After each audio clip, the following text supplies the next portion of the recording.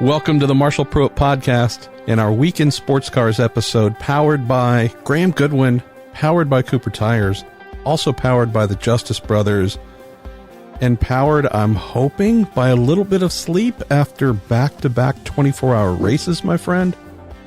Not a whole lot, mate. Good afternoon, good evening, good morning, wherever you are in the world. It's been one heck of a couple of weeks.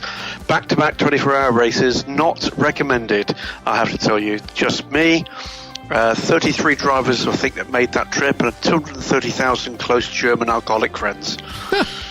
Well, we can also announce here that Graham and the Daily Sports Car crew, after crushing 48 hours of race coverage in a span of, 9 days, 10 days, you're now going to be switching the entire company's format to drag racing. So 4 seconds or less of competition will be the new format. DailyDragster.com coming to an interweb, a dark web near you. My friend, we have about an hour and 10 minutes for this episode based on prior commitments. I heartily suggest we begin rocking and rolling right now as the official chooser of categories on the Weekend Sports Cars. Where should we go first? Well, we've got a smattering of questions about the Nurburgring 24 hours, so let's kick it off there, because that was indeed the latest of the big races we have been attending, and we'll kick it off with the 3 or 4 questions we've got on that front, if you don't mind teeing those up for me, MP. Throw them your way. You were there, I was not. Jordan Hopwood, first up on the June 25th episode here. Why are GT4 cars spread out across so many classes at the Nurburgring 24?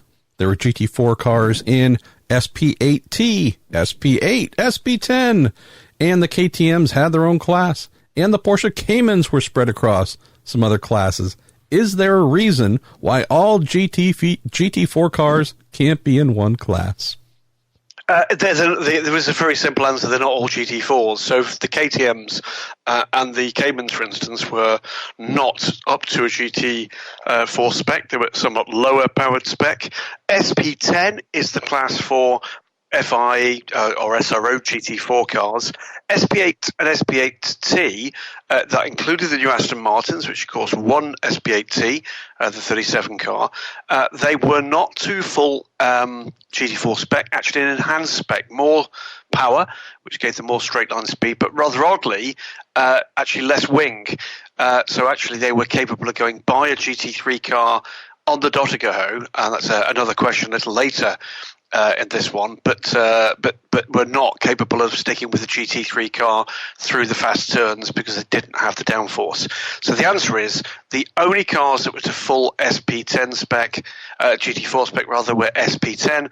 The others chose to operate their cars at a different specification because they felt actually that would suit the race more, or they felt they had a good chance in those classes. Next question from Josh Ridgen.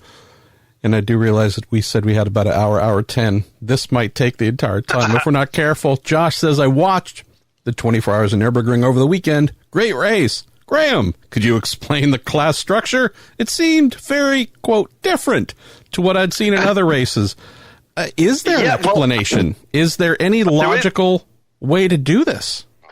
There is, and it's actually based on the VLN system. VLN system has, I think, maximum potential 33 classes across the near 200 cars that would operate. We had rather fewer than that, 156 starters. In fact, the lowest since I've been covering that race for something over a decade. But I seem to recall we had 23 different classes covered in the race. There are 3 subclasses. SP for specials, V for production cars, Cup classes, and then added onto that the TCR class for TCR touring cars.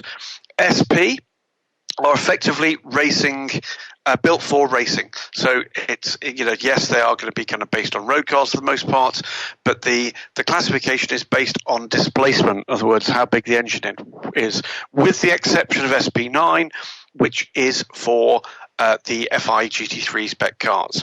V are production cars. They must keep the production engine in that car. They must have the mandatory safety equipment, but other than that are pretty much stock. And then you've got a variety of cup classes, and that's where the KTMs that Jordan was asking came in. They've got their own one make series. We have in previous years had a one make series for the V6. That's the class, not the engine. Toyota GT86s. We've got one for the little Caymans, which is run by Montai Racing, and we've got one for the BMW M240is. So Cup, V, SP, and in the V classes and the SP classes, it's based on engine displacement. I love the fact that there was also an IndyCar class. There was a lawnmower racing class. Slot cars were also allowed to compete last weekend. Yeah. Only Select Street, not the other posher stuff. Yeah. For that, you've got to wait. And the only reason those are allowed is they know that I can't pronounce that correctly. Let's see. Let's go to Tom Firth, who says, how did Graham and the Daily Sports Car team view Manthey Racing not competing on the final lap of the Nurburgring 24? It was a bit of an odd one. They did say that there was a puncture. It may well have been the case. It may well have been the kind of puncture warning. You don't want to risk, therefore, not completing the race. But it's disappointing. We have seen the race decided in a couple of years past with a pass on the final lap. It looked like we could get close to that, although in truth, it looked to me like the Audi had the legs on the Porsche for that final lap. Extraordinary finish. And an extraordinary way to lose the race. For those who didn't watch it, Montai's Porsche dominated utterly, only to receive a 5.5-minute penalty for non-compliance with a safety zone. There was 52 kilometres an hour over the prescribed 120 kilometres an hour limit.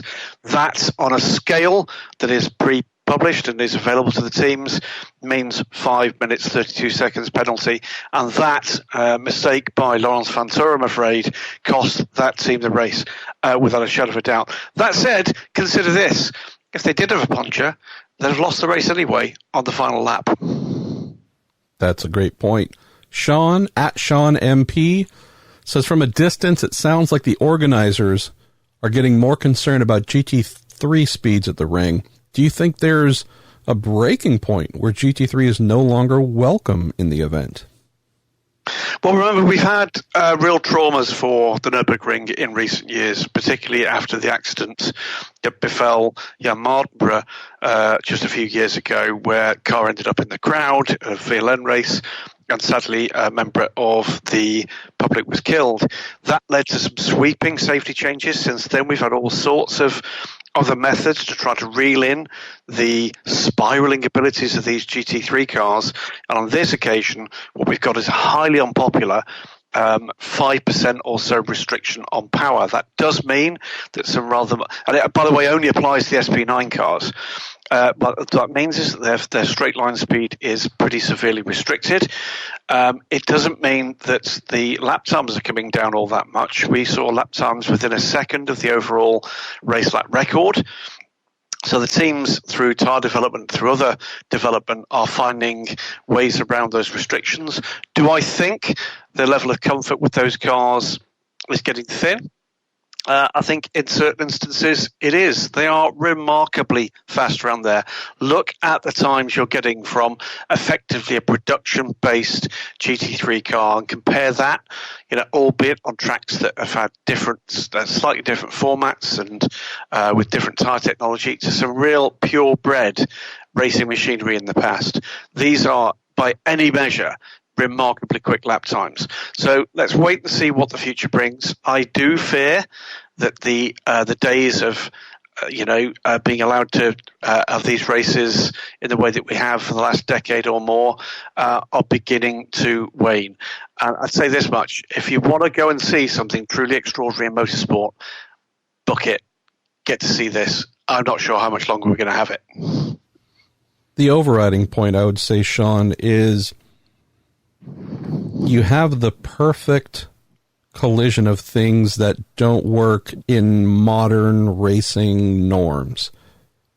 Big, treacherous, high-speed track, way too many cars, and a Pro-Am driver model where you have, oh my goodness, there's Le Mans winners in the factory, name the car, And then there's a bunch of guys who are way overweight, don't exercise, in some little slow piddly shitbox, who are wolfing down cigarettes between pit stops, and surprise, they're out there meandering around in their car that has 25% the power, or whatever the exact number, of some of these GT3 beasts, and they do not have the experience, they do not have the awareness, they do not have enough of anything to safely be on track for 24 hours with full monster pros in GT3 cars. And although I don't smoke, as someone who's too big and doesn't exercise enough, I could just as easily climb into one of those cars, types of slower cars, and go compete locally here, and it would be a lot of fun. The difference being is I would never think of entering a race, even if I was allowed to, with absolute beasts in hideously fast cars on a track that is known for hurting, if not potentially killing people, when collisions of talent and preparation meet at very inopportune times. So I don't view, Sean, the GT3 cars as being the problem.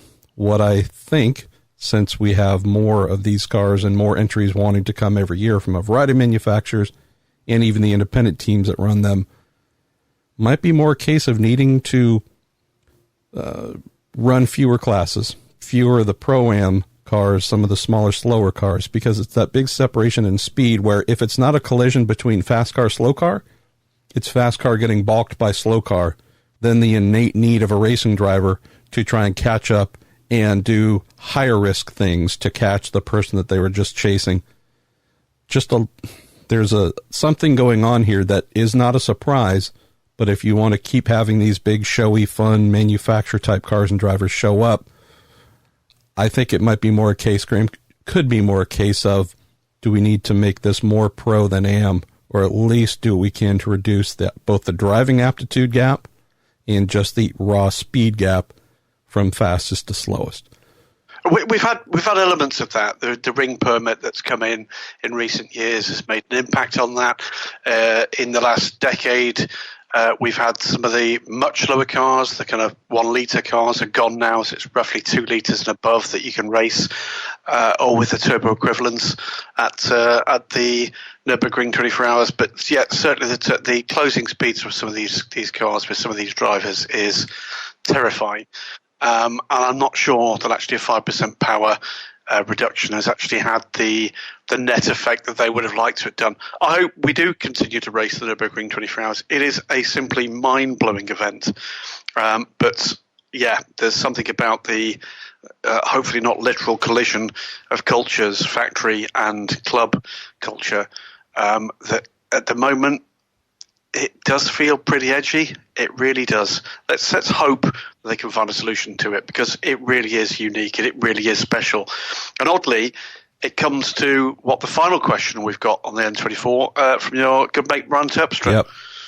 Who asks you, what is with the cult following for the Opel Manta? I want to know the secret password to the Manta Society. He says, I really don't know the backstory here. It's quite a simple one. So the Opel Manta, if you're in the US, Opel for many years, now owned by Peugeot Citroën, but was General Motors. And the Opel Manta, a sports coupe from the 1980s into the early 1990s, from General Motors, working man's coupe, working man's sports coupe. That car has been competing in Vietnam competition since God was a lad. Amongst the drivers and the team that prepare it is one Volker Strycek, who for many, many years was Opel's director of motorsport, continues to take a huge amount of pride. It is simply a cult car. I'm trying to think, MP, I don't know whether or not you can come up with one, but I can't think of anything else in world motorsport quite like that sits within a class structure that welcomes that level of variety, but is just so different to the norm. Should say, by the way, with the problems the Manta had on the race, squeezed between two other, as it turns out, class-leading cars, whilst, by the way, leading its own class, that took away from Volker Strycek the opportunity to take a 15th class win at the Nurburgring 24 hours, which would have been one short of the record. So what is it about? It's about enthusiasm. It's about a really clubby atmosphere. When that car was in trouble, literally everybody had the opportunity in that garage and in garages BMW team Schnitzer, for instance, whose car was out, dropped what they were doing and came to help to get the car back out. It is a simply glorious thing. And by the way, that car is not the problem in terms of the closing speeds, because those guys are fully lit and fully aware of what they need to do with the quick cars coming. They were unlucky to get tagged between the two cars that they did. Where shall we go next, my friend? We have categories. Oh, we have categories. Well, I think we've been through the Le Mans 24 Hours. It's time for the next of the IMSA North American Endurance Championship races, isn't it? We've got the 6 Hours of the Glen coming at the weekend, and we've got a healthy batch that I'm now going to serve up to you like a completely back to form Andy Murray, who's British now because he's quite good again, not Scottish because he's losing. And we're going to start to. We're going to tell that to Dario. He's going to love that. We're going to start to serve these one up. The first one comes from Nate Detweiler. Could IMSA adopt hybrid subclasses like WC did, more hybrid power, less horsepower, vice versa, to appease manufacturers like Ford that are happy with the proposed hybrid levels? I guess he's talking here, isn't he? EOT? Yeah, maybe. I don't know. I've already written this story. It won't come as a surprise to many because Ford's Mark Rushbrook alluded to such things during Le Mans, but I have indeed heard that we are just recently heard confirming words, not just the rumored, we think there could be a DPI coming from Ford. We've been talking about that forever, but I have just very recently heard enough confirming voices to believe we are going to have something coming from Ford. I think, and this is the thing that I'm going or have written about and will hopefully get out here in the next day or two.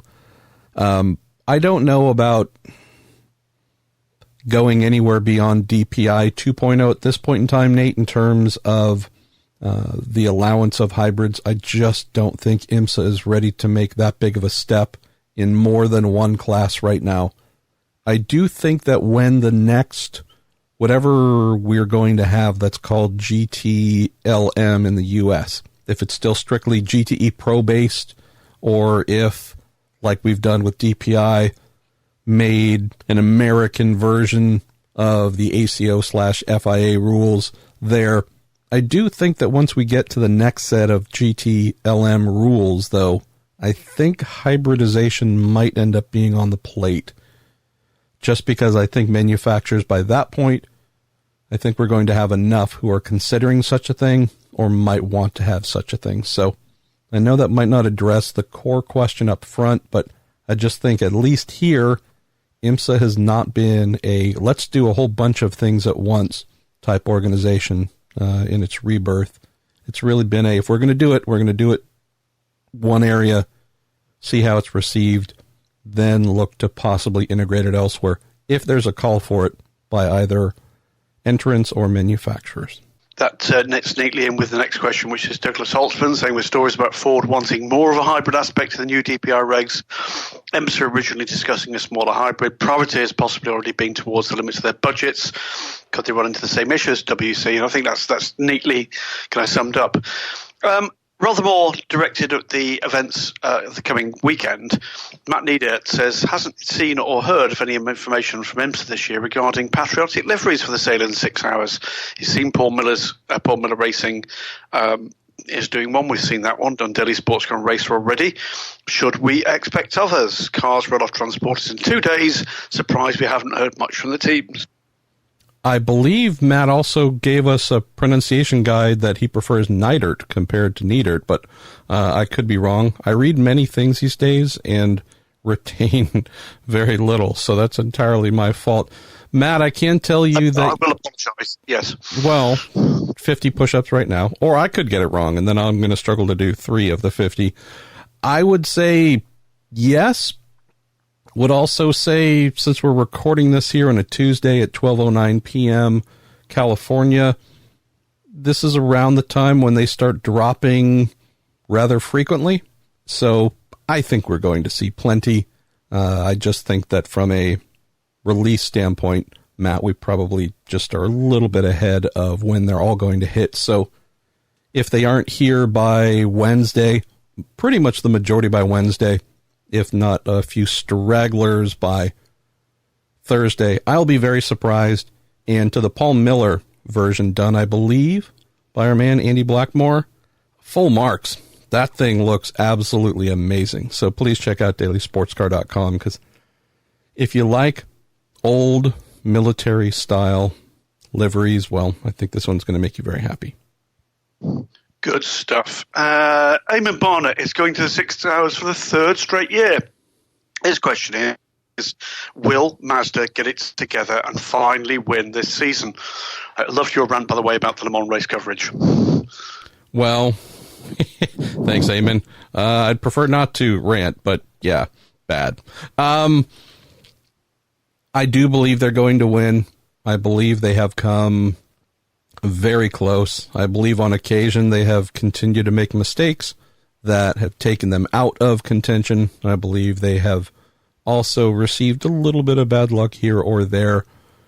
They just need consistent momentum. That's a one thing that I know that's probably also the obvious statement of the show so far, Graham, but we have, if we look at, say, the entry with Ollie Jarvis and Tristan Nunez, which is currently the highest placed of the two Mazda Team Yost entries, we have two races where they finished in quality positions, that being Long Beach with a fourth, and then Mid-Ohio with the second.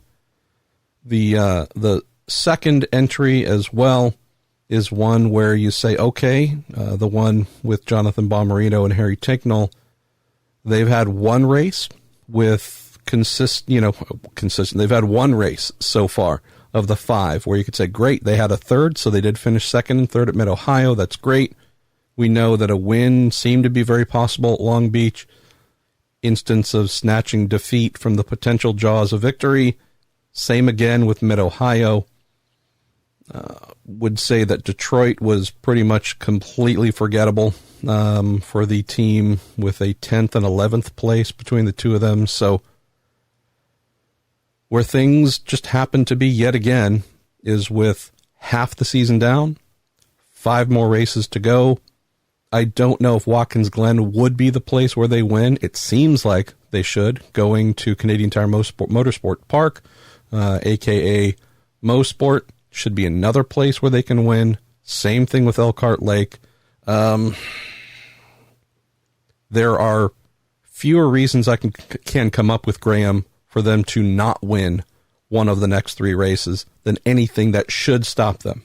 But that's been their story, unfortunately. Things we can't quite think of that would prevent them from victory seem to step up and prevent them from victory.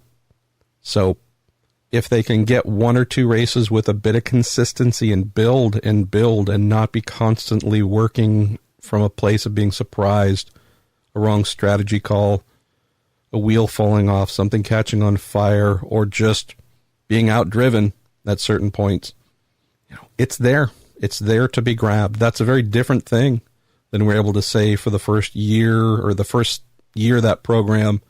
And then even last year, it wasn't looking super reasonable at most rounds. We're at a stage now, Graham, to close where half a season in, half a season to go. Mazda should close with 2 wins, if not 3, based on pure potential in the maturation of this program. And if they don't, I'm going to be just raising both hands again, saying, what, why? Why didn't you? There are no excuses left to not win. Well, let's crack on with the Mazda side. And Kevin Perez Federico asks, for DPI 2.0, might Multimatic brand their next chassis as a Lola Multimatic? It would be nice to see the Lola name back, especially with Mazda. Love the idea just from a heritage standpoint, but Multimatic is not in the business of selling Lolas. They're in the business of promoting who they are and what they are. So, yeah, I just don't see that. If I happen to be working for them, I would vote against that every time. I think, if anything, we have a case where Multimatic, bit of a powerful but weird name that doesn't mean anything, but it sounds really good, to me at least. I think they just need to keep trucking down the road, Graham, with making their brand something that is more well-known, despite owning the rights and et cetera, to Lola. I also just think enough years have passed to where, we just don't really, I don't think most people think of the Lola name or have an attachment to it who are still really super active in the sport. I think it's going to be some interesting stuff coming from Multimatic. I get the impression, MP, that a bit of a brand building, public brand building, is beginning to get a little bit of headway. There are some moves in the UK with the new manufacturing plant for their race programs. We know that they're involved in the production of the Valkyrie Aston Martin race cars for Hypercar. They're building the Ford Mustang GT4 cars, and they have, as we'll come to later, an announcement to come next month. Let's wait till that question comes up. Yeah, and We'll just also cover off here. No. We'll just also cover off, Kevin, on the Multimatic DPI. That is something that has been designed as a Multimatic, meaning it was not something designed as specifically a brand X, made for brand X. We know that it has been kitted out and designed to accept the Ford twin-turbo V6 that's used in the Ford GT that it builds, and that if Ford decides to go forward with a DPI program as early as 2020, that can all happen. But just again, I think it's an important note to make that Multimatic has designed, call it mid-next generation DPI, right? They already have the Multimatic Riley Mark 30 that is in use right now with the Mazda RT24P, but they've come up with, a follow-up design to that can be pressed into service, and if it is Ford, great. If it was Mazda, I'd say great. If it was, pick any other brand. From what I know, they penned and have a design that could be used, by whichever manufacturer wants to attach its name to it. If Mazda continues with the 2.0 model as well, I don't know if that would be an evolution of this currently, waiting to be brought to life design, or if something all new would be done. Again, I don't have answers to that yet, but I just do think it is interesting that Multimatic has done the work to make sure that they're ready to go. Instead of, hey, we just got the call yesterday, now we need to put down the very first design lines in CAD. So pretty smart on their part. Well, a couple of still yet more around with Mazda as the theme. Luke Filippone says, hey, gents, realised Mazda gave up on their diesel prototype a few years ago, but are diesel and other alternate fuels completely off the table in DPI? Is this part of any discussion for DPI 2.0? I've heard that this has been a discussion, Luke. I don't honestly remember, so this is just a failing of my own. I don't honestly remember if that has continued beyond initial discussions. Hey, should we allow, not allow, what should we do, hydrogen, let's just throw a lot of things around. How wide of a scope do we want to make DPI 2.0 in terms of power plants? So that is something that I need to catch up on. Might be worth doing a little article on that, because I know hybridization has become really the central topic, Graham, of what will differentiate 1.0 to 2.0. But this could be an angle as well. I'm not sure where they might fall.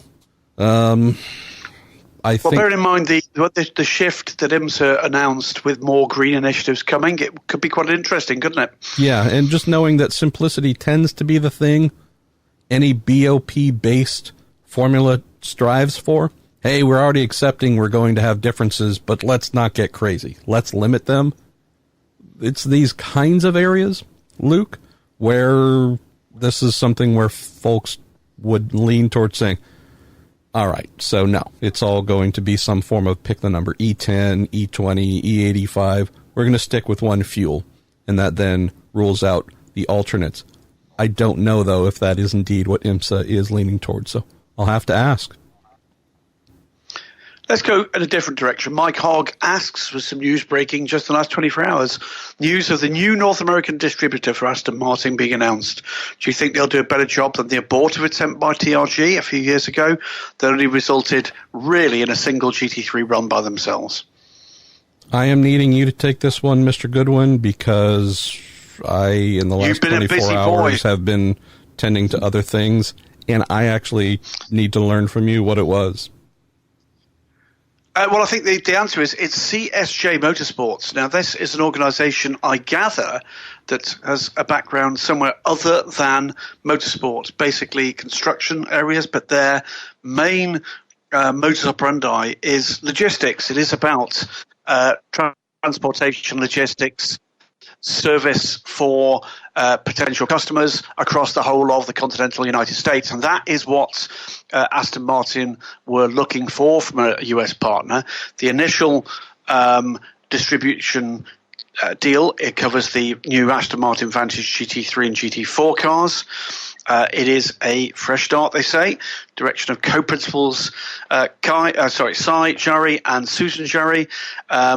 They can be present in the series that we are describing here, but principally their reason for being is to do what Aston Martin have been lacking in the North American marketplace, and that is to have somebody that fulfills the customer team's need to have parts available quickly, and in particular at and around those race meetings. So that's what's coming up. It is construction and project management. That is not a bad start from it. Whether or not that is going to be the correct partner, we're going to wait and see, aren't we? Tends to reveal itself in fairly short order. I know we're getting down to the final few IMSAs, so we can get to the WEC, AsLMS, ACO, ELMS category. That's all yours. So where shall we go to close out IMSA? Let's have a quick look at what we've got. Darren Dubois, MPGG. How does all the news about Hypercar affect IMSA's Daytona 24 Hours or the event at Detroit? They're the two sports car events that Darren attends. Usually only go to IndyCar races. I can't think of any way in which Hypercar would affect IMSA in any way, shape, or form going forward in terms of the events you might want to attend. The one thing that I do know is with the decision by the ACO and FIA to press forward with Hypercar rather than joining with IMSA and making DPI 2.0 a global format, is a number of manufacturers have done exactly what we expected, Graham. Those that there were a few newish or returning members to the DPI steering committee of late that I think we're hearing and feeling the same thing, that Hypercar was going nowhere and was going to crash, and that DPI 2.0 was going to be the thing, and therefore they wanted to get in on the conversations to help shape what those rules would be, knowing that that's where they somewhat likely would be in the very near future in terms of building cars. And with the announcement that that indeed will not be happening, I have heard that a couple of manufacturers have said, "Oh, thanks.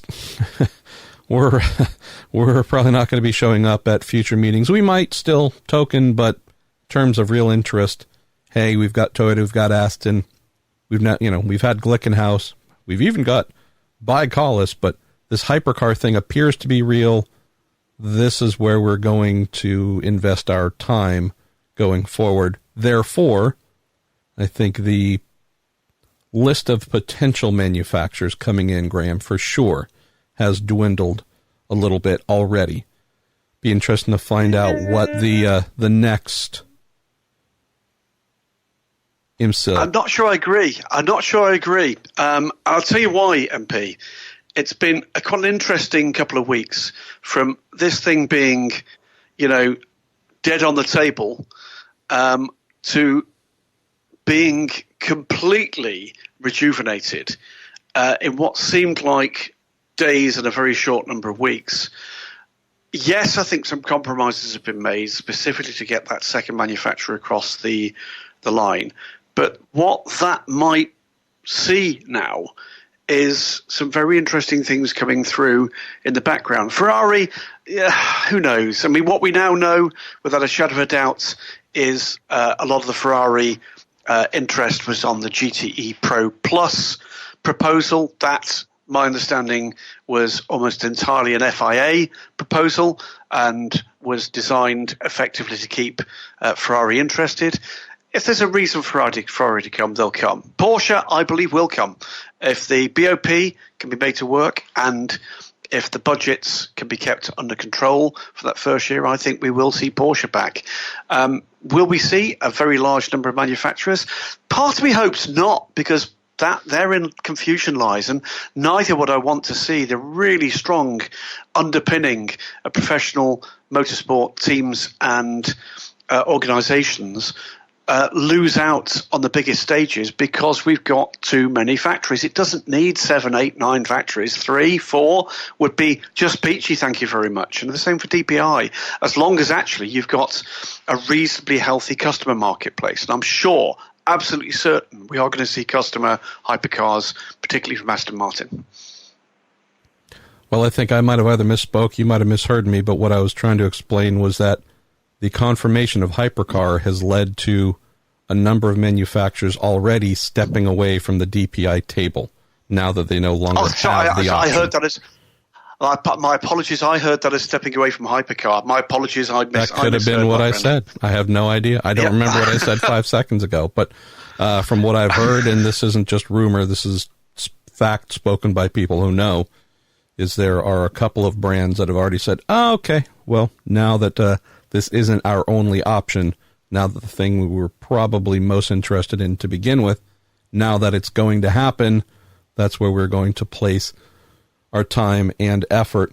I've also heard, and have heard this on fairly impeccable accounting, that a certain president of the FIA has been very active on the good old mobile telephone to manufacturers you might consider smart additions to Hypercar, and laying into them very heavily, saying, in effect, if you're thinking about doing anything new in the world of sports car racing where we participate, you better be coming up with a Hypercar plan. Really, truly laying the heavy arm of FIA justice on potential manufacturers looking at something new to do or something different to do in the coming year or two, really laying heavily into them, good old Monsieur Jean Tot, to make it Hypercar or nothing. Isn't it funny how something can focus your attention when potentially that very large stream of revenue starts to potentially dry up, and all of a sudden action comes forward? Funny that. Oh well, thanks, John. All right, brother, where should we go to wrap up IMSA? Let's go to... it's a slightly different question from Brett Ross. Question about the penalty for the turn of BMW at Detroit. Is this one you know about, MP? I believe so. Surprised to hear it had to do with the camber setting. Does the rule book mandate setting, or can the tyre manufacturer mandate that setting for a given track? Says he very much enjoyed the updates from the one from myself and Stephen Kilby. At the moment, is drowning his sorrows after a crushing defeat for England's cricket team this afternoon. Oh, well, sorry about the cricket side. From what I understand, this is very much of a tire manufacturer and series technical department working together to come up with minimums and maximums that are allowable. And so, based on what I understand, this was just a basic missing of that parameter.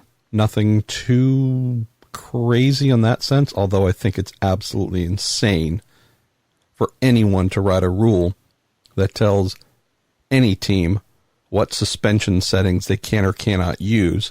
Nonetheless, since this is in the rules, and this is something that folks agree to and they show up to compete, this, as I understand it, was just a pretty straightforward, oh, we got that wrong, and we were penalized as a result. Sad, too, because they would have started the race in a very good position.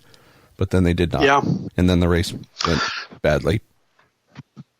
Okay. We're going to move on. We're going to move on to the wonderful, wacky world of WEC, ASIO, AsLMS, ELMS, which is, generally speaking, my bailiwick. And I think you're going to be, shooting these things at me like I'm a duck in a firing range. You're about to get blown up.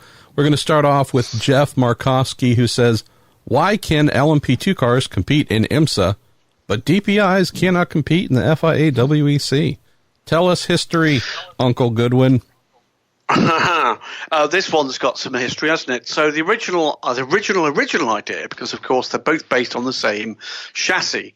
The DPI is based on LMP2 chassis technology. That helps with the cost capping. And the original idea was DPIs would be able to come to Le Mans with the sole change being that they must run with the Le Mans kits designed by the chassis manufacturer. That's my recollection of it.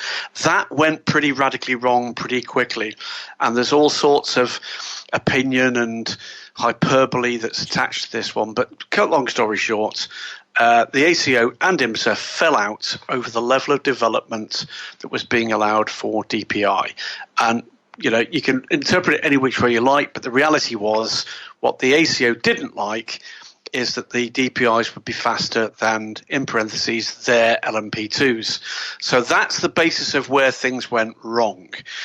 Why can't they compete at the 24 Hours of Le Mans? Because there is not a class for them, and because at the moment the 24 Hours of Le Mans is oversubscribed. We had a record number of cars this year. There were other worthy cars left on a reserve list. I think we had probably at various points 6 or 7 reserves that were not used, and there were others waiting in the wings beyond that. Could they be in the future?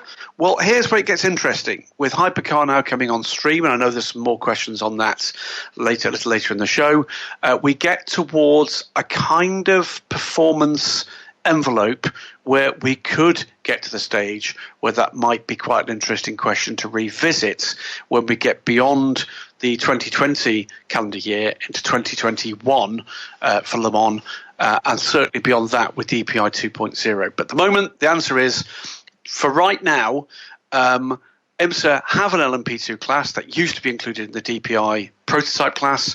They now have a standalone class. The ACO with the ELMS and the WEC do not currently have a class where DPI fits. That's as simple as I can make it. I'm going to go to Matthew Briggs. I might be able to help with this a little bit. It says, BOP sandbagging. If the ACO suspects a team of not being completely honest, then they should be able to stick a respected safety car driver in the car for a few hot laps. Car set up in qualifying mode, driver having signed a non-disclosure agreement, etc. They should then definitely have a good data set. Is that a problem solved? Question mark. Just say this, Matthew. I love the idea of it. I've thought about it before myself. Hey, we need to have one driver benchmark vehicles and give true and accurate data to the series, to the whomever that is judging BOP. That's the smartest way of doing things. We know that that happens often in BOP series to start the season. But in terms of on a regular basis going into a major event, once the season gets rolling, that's not always the case. I love the idea. I also know that as someone who has spent the majority of his life working in motor racing, as someone on teams, as a mechanic, race engineer, team manager, even team owner, I can think of all kinds of interesting ways to give a single driver my car in qualifying mode and do a variety of things that would make it perform below its optimal peak to then give me the argument that I want to wage with the with the series. Say, oh, but see, then we're a quarter second off. And your guy was in it, and he was giving it absolute full stick. See? And in reality, I mean, again, the issue here, Matthew, is despite trying to remove all variables, anytime you have a team of 10, 12, 20, 50 people, they're going to be able to come up with something. And it's going to be every team, every manufacturer coming up with something to hide an advantage. So absolutely right. While I love the idea, it'd be a wasted exercise. Let's go, Graham. Let's see. Let's go to... all right, we're going to go to tennis. Please, someone write that down. It's Dennis, but I said tennis. Dennis Porohiniak, and I might have just murdered your last name, but I haven't done that too many times lately, so maybe I'm overdue. It says, resubmitting my questions from the last episode. Graham, do you know if they were really 2 slow punctures with the number 7 Toyota at Le Mans, or was it the pressure monitoring issue that caused 2 unnecessary pit stops until the team figured out it was a false alarm all along? It says they had another alarm after the second pit stop, which they chose to ignore. It was a faulty system, but a slow puncture in the wrong tyre. So I've heard it. You know, we talked about this last week. I've heard the conspiracy theories. I'm not buying it. I'm not buying conspiracy theories here. I think it was a genuine mistake. Are there individuals capable of that level of conspiracy? Of course there are, but I just don't see it here. I just don't see that at the end of a very long season with, a team that has played a team game. Have they favoured one car? On occasion, yes, they have, but the reality was the championship was won.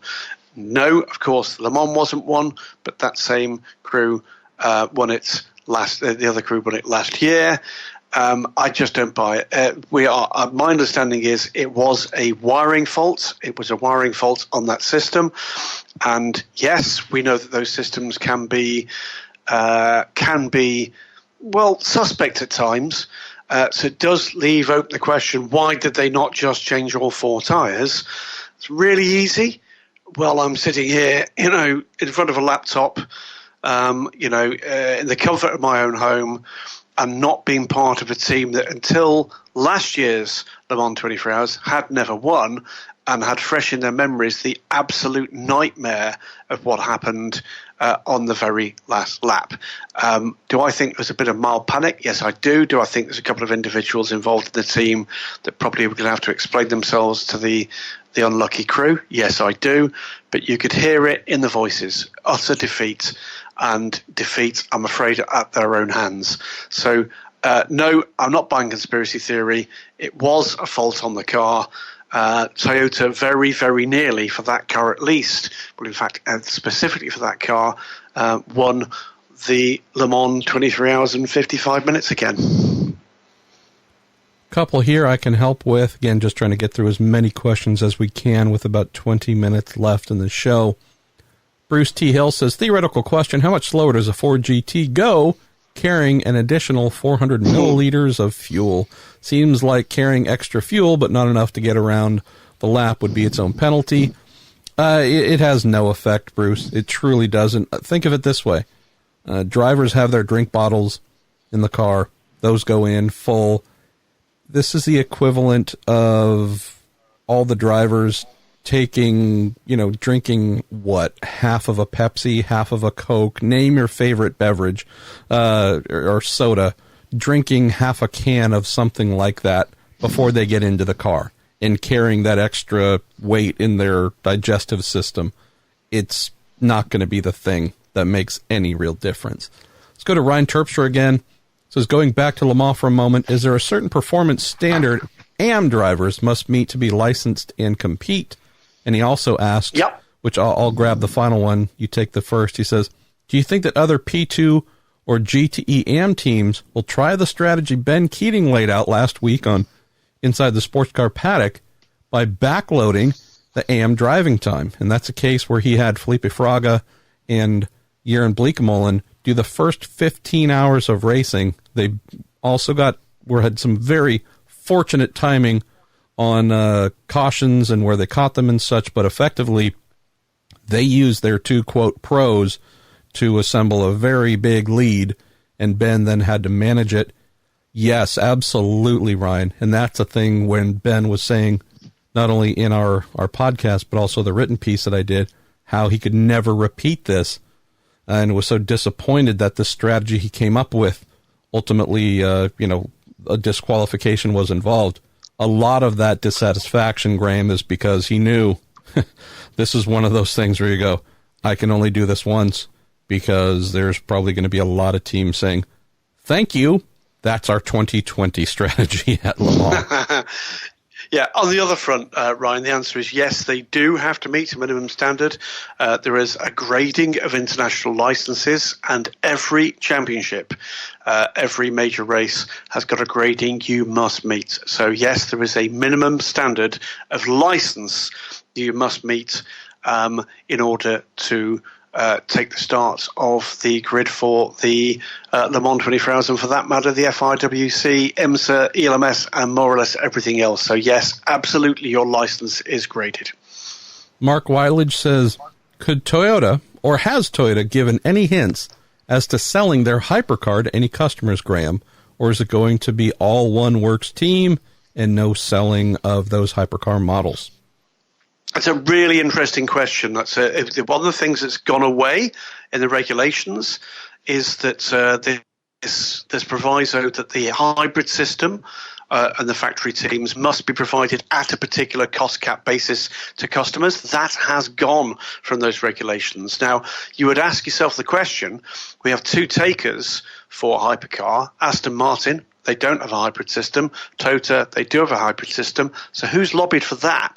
It would tend to indicate, wouldn't it, that Toyota probably are not keen on having their tech in customer hands.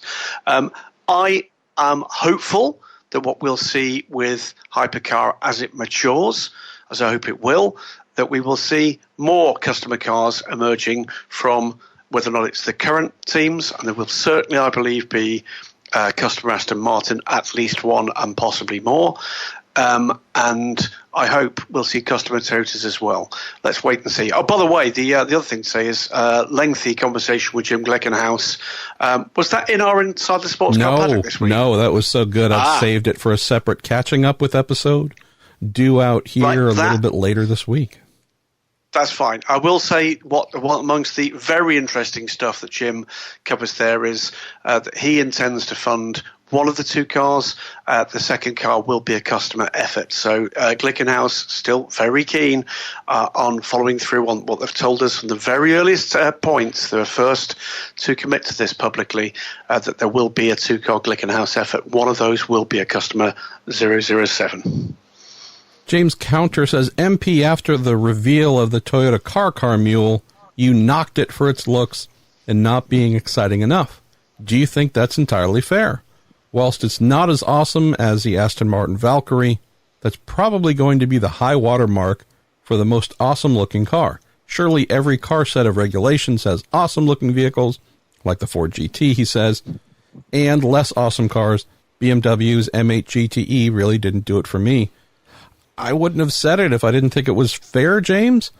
I realize this is the game of opinions, which nobody wins, but yeah, how's this? If we did not have the Valkyrie, if I'd never seen it, I would probably be even more upset, knowing that if that is going to be the primary example the world will know of as Hypercar, because Toyota is indeed not just by size the biggest manufacturer, but also does the best job among any currently in promoting its involvement. I mean, that's just something where I would fear absolutely. It's just, to me, completely lacking compelling any and everything.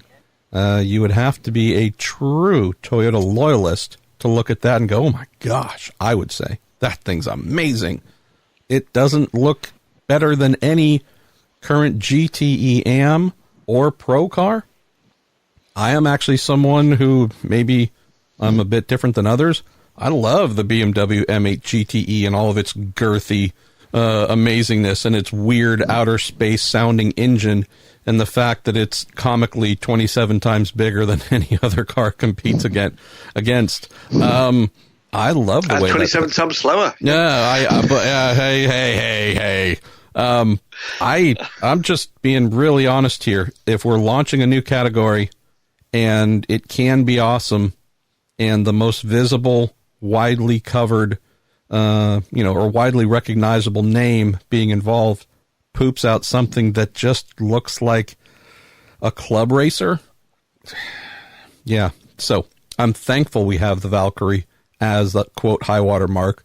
Even what Jim Glickenhaus is bringing. And if he were to bring nothing other than the car that he raced last weekend at the ring, it still looks phenomenally better than whatever the Toyota car thing is. So my hope, just in terms of dazzling people's eyes and wanting to come out and see this new formula that breaks new ground and marries the road to the racetrack even more, I really hope they have a rethink, because we've seen ugly, my friend. As someone who lives in a country where the dear late Dom Panos occasionally pumped out cars, which you just kind of crossed your eyes and said, oh my God, what happened? I'm not saying it's that. I'm just saying it's a little bit too far in that, oh man. It's a bit vanilla. Yeah. It's a bit vanilla. That's my take, James. It's not so much anti-Toyota at all. It's just new category. Let's wow people. I don't think that's going to wow anybody. I'm going to run through a couple of these pretty quickly because I know we're running low on time today. Stephen Gates says, given Red Bull's heavy involvement in the Aston Hypercar program, will Seb Buemi be a shoe-in for a drive there? Still Red Bull's F1 third driver. He's under contract to Toyota. Now, watch the coming season, by the way, for where Seb's priorities against his contract are going to be. I think there's going to be an interesting few changes. We know we're likely to not to see Sam Bird back for Ferrari because of his Formula recommitments, and I think you're probably going to see Seb Buemi miss a couple of races for Toyota. But do I think he'll stay as a Toyota driver? Yes, I do. Do I think he's going to be part of the Aston Martin setup? No, I don't. Good one here from Rob Chalmers. Car related again. Pruett Goodwin Motorworks is thinking of entering Hypercar, even though their bread and butter road cars are dependable, fun, mid-size hatchbacks and SUVs. Would you go full prototype car or make a road car? What would be the advantages going through all the pain of making a road car, cost of homologation in various markets, etc., etc.? What would you do? I'd go prototype, 100%. I'd actually do exactly in this instance what it is that you're going to hear later this week. Jim Glickenhaus tell you that they're doing, which is it will be a prototype-based car that he will then adapt to be an extreme road car come track day car. And I think that's the correct way to go if you want to win races. What about you, MP? Now I'm thinking about how do I get a couple of body and white Mazda CX-9s off of the good old production line and see what I can come up with there. A full carbon CX-9. It already has a small displacement turbo 4. All right, this is yet another bad idea. Really bad idea. Quite an imposing kind of, the kind of frontal area thing might become a bit of an issue. Well, but think about this. We would certainly save time on driver changes because we just throw all them in the proverbial boot. We'd actually open up, hit the little button, the remote button that beeps and opens up the rear lift.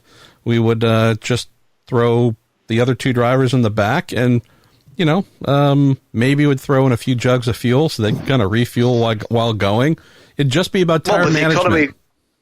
The economy from the CX-9, we do need to get some sponsorship from them. Surely they wouldn't need to stop. Look, I'm sure there is some form of military angle we could come up with, some sort of fly-in, overhead refueling type thing, whistling down the Mulsanne. Ooh. Look, man, anything's possible when you aren't constrained by rationality or reality.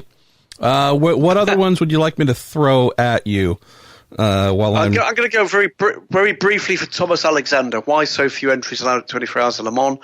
Managed to fit 16 cars per mile to the Nurburgring, which would be over 130 at Le Mans. I think the answer is it is pit garage space, and that is effectively what they believe is going to be safe for the track. They've got two very, very different tracks indeed. We will, I'm sure, now be moving to 65 cars for 2023.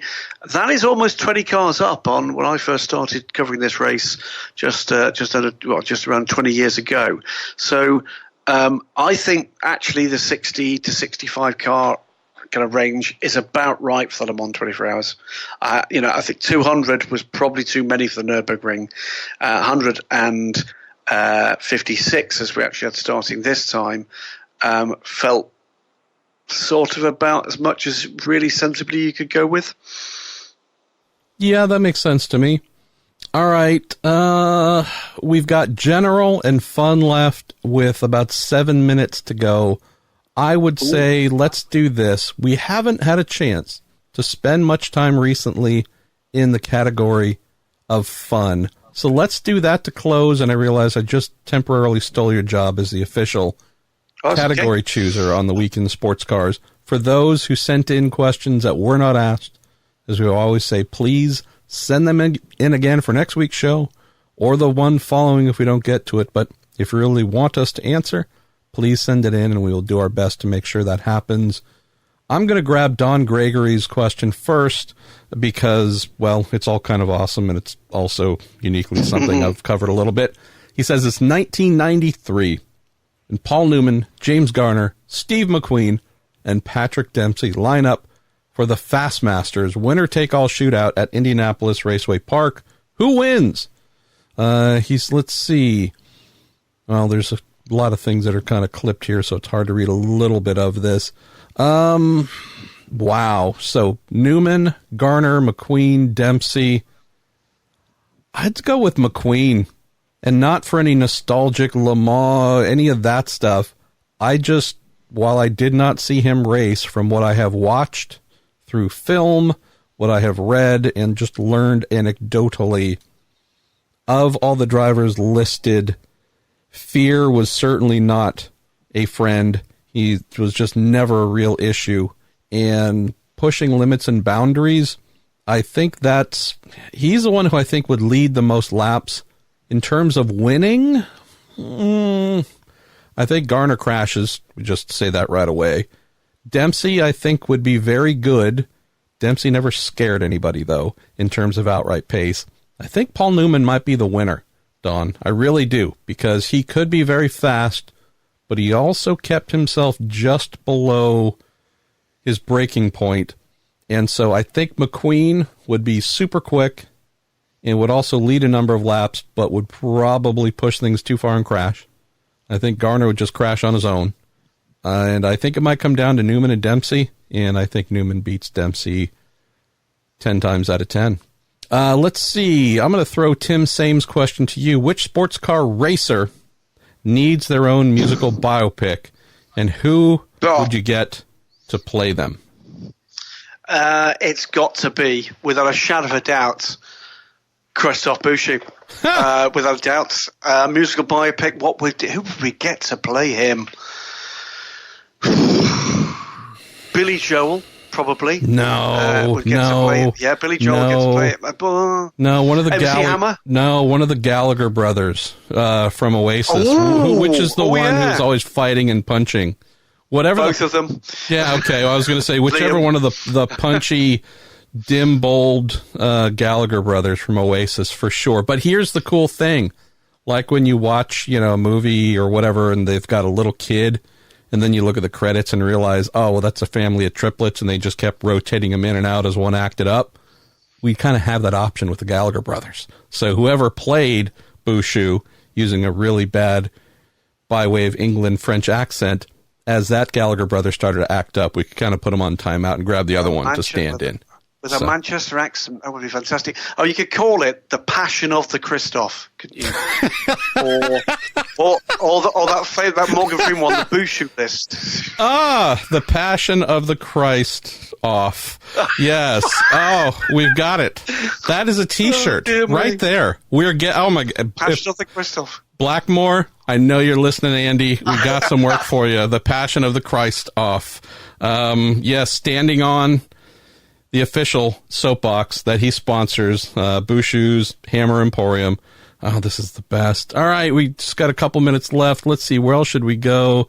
Alex Eichmiller and James Counters are both pretty good. There we go. Well, go for it. Which retired driver you wish would come back and start racing again? And on the other side, which current driver needs to hang up the helmet? I mean, do you want me to take the first, you take the second, or the other way around? You're the nice guy on the show. I'm usually the jerk. So whichever way you want to go for it. You be nice, and I'll be the mean guy. Good cop, bad cop. So who would you like to see return? I'd like to see. if you could turn back time, I think we go back and say yet another musical reference. All right, there. Cher. I would like Jamie Malo to have made better choices in life. Oh, good on you. He was an awesome race driver and made some bad choices, and that robbed us of a true talent.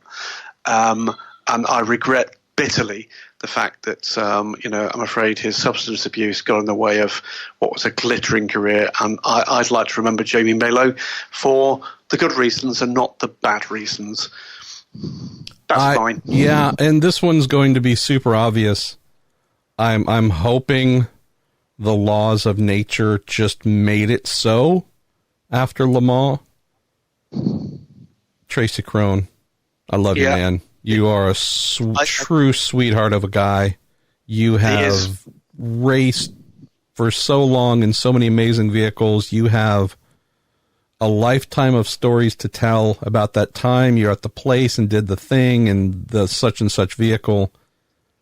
Brother, you've just written off too many cars at Le Mans as well. It's become expected and the car is wadded into a ball because Tracy didn't see the car coming, got confused and did something.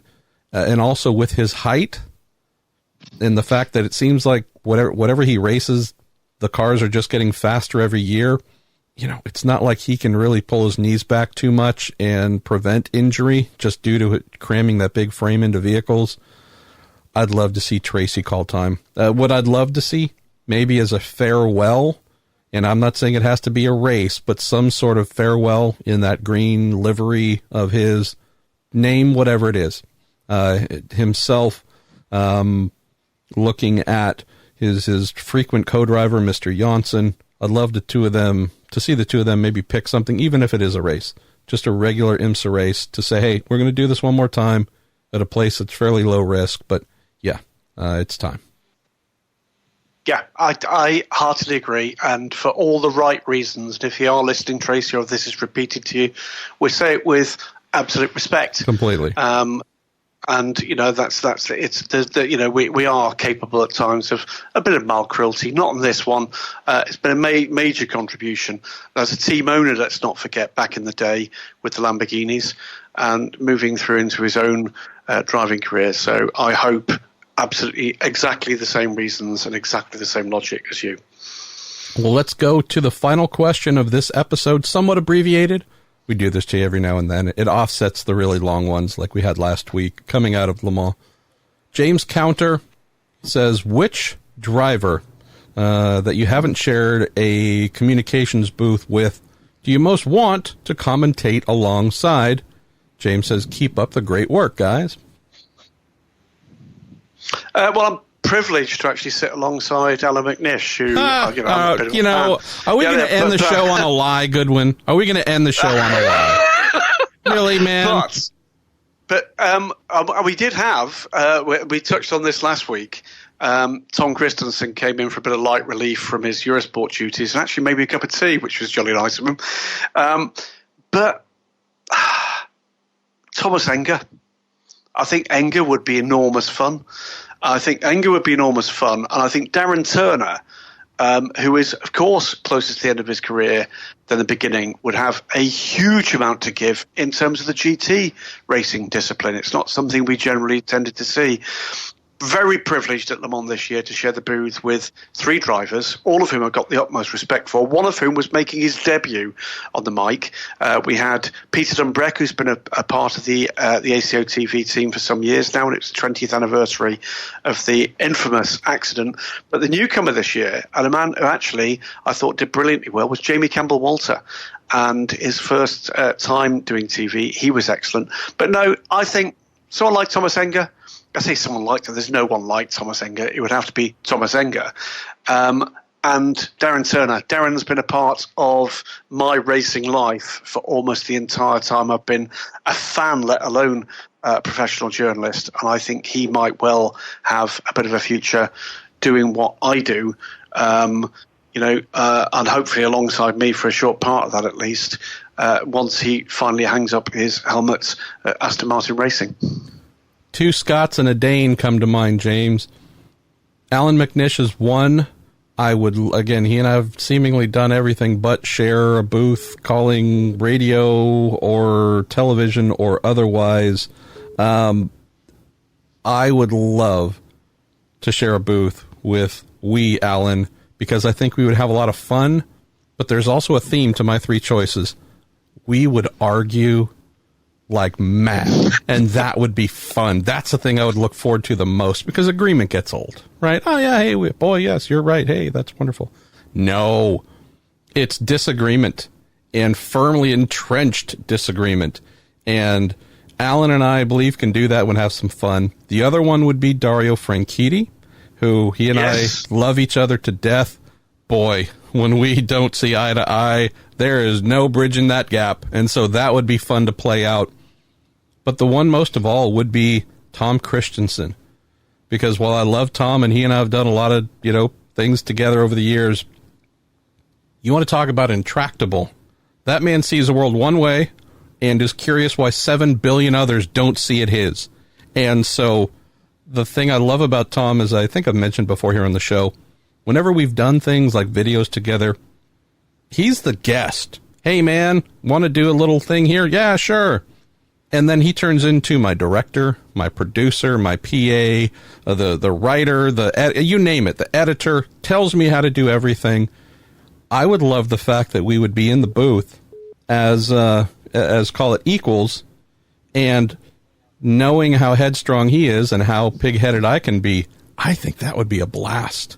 I'm not saying I would get called back to do it a second time, Graham, but I could see some delightful arguments between he and I, and that'd be a blast. I'd love it. I would have a lot of fun. I might be putting myself out of work after one event, but nonetheless, I think it might be comedy gold. I tend to agree with you. I think he's great fun to be with. Now the pressures of the racing career are behind him.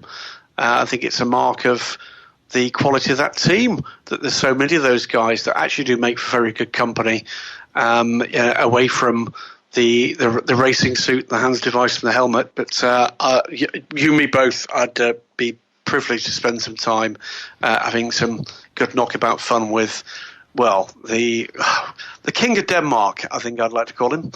And we go from there. I think that's it, isn't it, MP? We're done. DUN, done. Graham Goodwin, thanks for taking some time. I really do hope you get some sleep here.